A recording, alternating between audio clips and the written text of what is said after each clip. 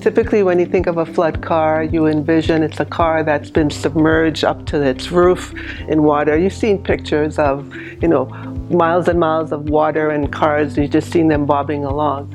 But there are also cars that are considered flood cars where the water just comes up to just at the floorboards. That's a flood car. So it really depends on the nature of the flooding related to the vehicle. And I think for us in the last, I would say 5 or 6 years, we have seen such an increase in all of these major flooding events caused by either hurricanes, tropical storms, bomb cyclones, whatever the new term is in terms of climate. And we're seeing more and more of these events, which result in more and more of these flood cars being affected by flooding.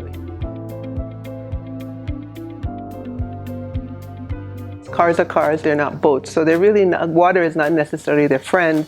The intention is that, of course, you can drive your car during the rain or what have you and snow, but the car's not sitting in the water. So they're not really designed to keep water out.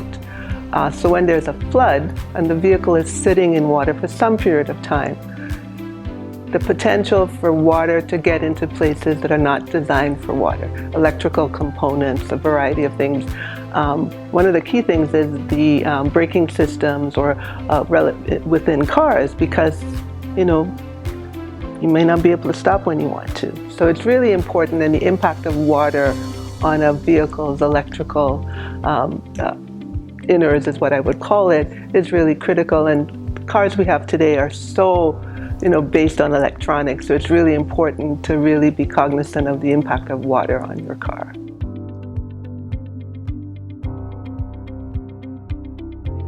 It's sad to say, but a major flooding event in a particular region of the country, those cars have the potential to be taken out of the jurisdiction or the location that the flooding event happened very quickly after the floodwaters have receded.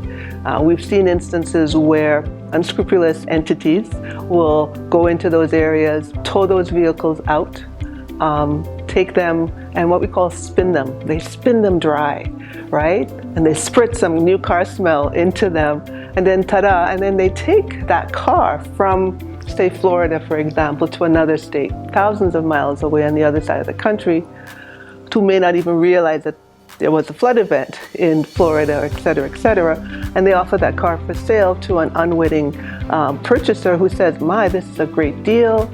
It smells almost new, because of course they've spritzed it. The challenge being that maybe a year, 2 months, 3 months down the road, you're merrily on the highway, interstate with your car, and then it stops because the water has corroded some electrical component and it just shuts down.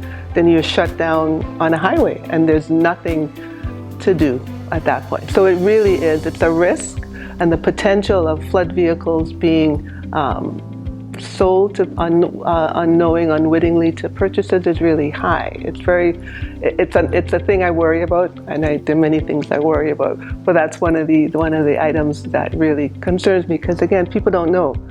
People they're trying to get a good deal, and they say, okay, this is good, but it's a bad car.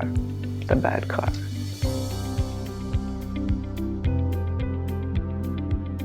It's a system that provides information both for states, consumers, as well as law enforcement about a vehicle's history. So NVIDIS is a national system that provides information about a vehicle's history, its title, where it is titled currently, as well as where it's previously titled, whether the odometer reading on the vehicle at time of, so you have a title history as well as an odometer history. It also captures any events, and we in the business we call it brands. So these are events that affect the safety or the financial value of the vehicle. The vehicle was in a crash. It was then repaired. It was deemed salvaged, and then it was repaired, and it's been back on the road. That information is captured as part of the NVIDIS record on that vehicle. Using NVIDIS, state motor vehicle agencies are able to confirm and validate information on a title before they retitle a vehicle.